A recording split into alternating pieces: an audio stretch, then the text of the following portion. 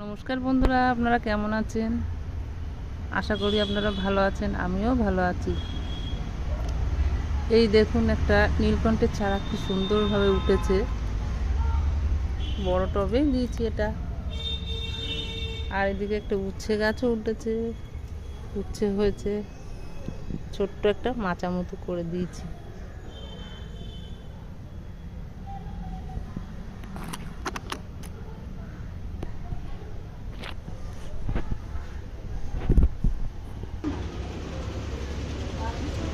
এই একটা বেগুন গাছ, এটা লম্বা বেগুন,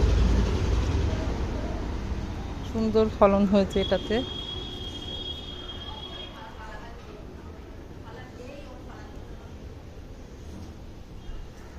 প্রত্যেকটা ব্রাঞ্চে কুড়ি এসেছে, ধরছে বেগুন।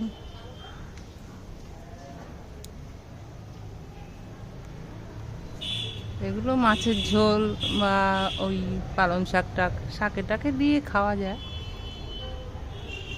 খারাপ না, টেস্ট ভালোই টেস্ট।